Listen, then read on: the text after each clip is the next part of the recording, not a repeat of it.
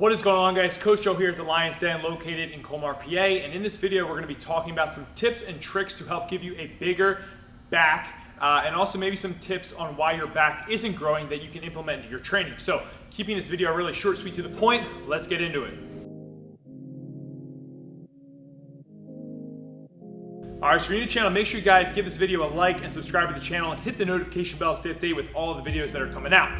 Before we get into the nitty gritty of the tips that I want to talk about, one of the first things that I started implementing that really helped build a bigger and stronger back was actually doing some pre-warm-up sets to build that mind-muscle connection. I think a lot of times we're using too much bicep and other muscles instead of using our lats and the muscles when hit with our back. So doing a warm-up just to get blood flow to the back is going to help better that mind-muscle connection for your training session. One of my favorite movements to get blood flow to the back and the lats is going to be doing a lat pull down, maybe a single arm lat pull down, or even some dumbbell rows. I like to hit anywhere from 15 to 30 reps just to get blood flow there, lightweight, and feeling the muscles in the back moving properly. My first little tip when it comes to training the back specifically is to use these guys right here, straps. Now, we don't want to rely on these straps all the time. However, if we're working our heavy sets, I highly recommend using straps because what it's going to do is take the bicep and other muscles that we don't want to work out of the equation and just focus all of the stress on the back and the lats. Also, another added bonus is in recent studies, it talks about having a pronated grip is better for lat activation than a supinated grip. So when you put these straps on, it automatically is keeping you in that pronated grip whenever you're doing any barbell work or any sort of pulling motions. So one of the next biggest tips and game changers for me personally and a lot of clients that I work with is actually how they are rowing and the technique of the row.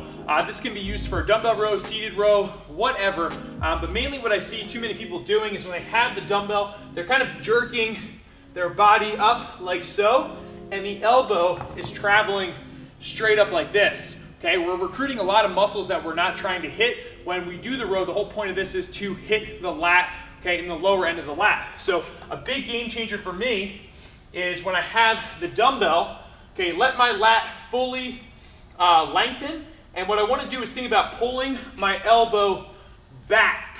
Okay, so think back and all the way down, back and all the way down, almost in this swooping or arc-like motion.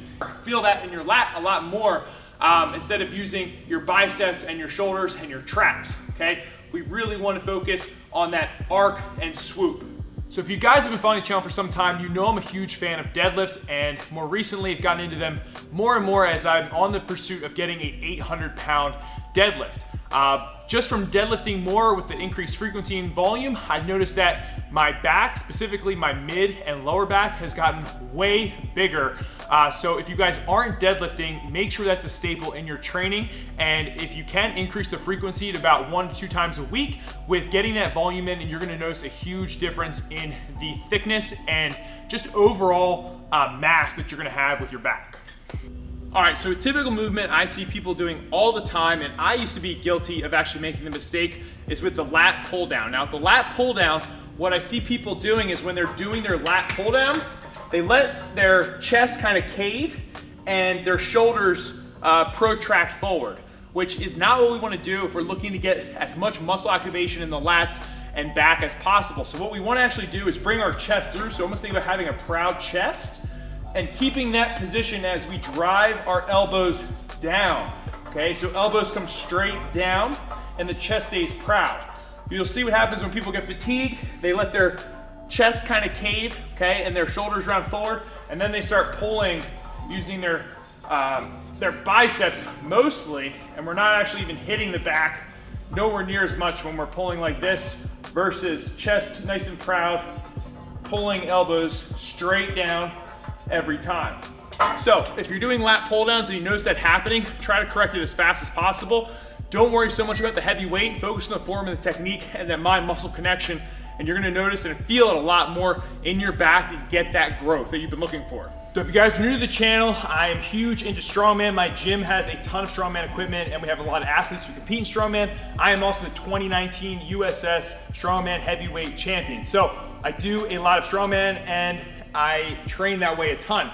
But what I have noticed is ever since I started doing strongman, that has really blown up my back size. And the reason I believe that this is happening is because of all the posterior chain involved when doing any strongman implement. So I know it's maybe not the easiest thing to do, but if you can, start training more strongman because it's gonna force you to use your back a lot more in ways that you probably haven't trained. So some of the implements that I really like to use, it's gonna be the log for log clean and press. That rolling motion, I think has really helped build a bigger and thicker back. Any sort of carry with a Husafell stone, a sandbag, or a keg. And a lot of the events that you do in strongman require you to use your back.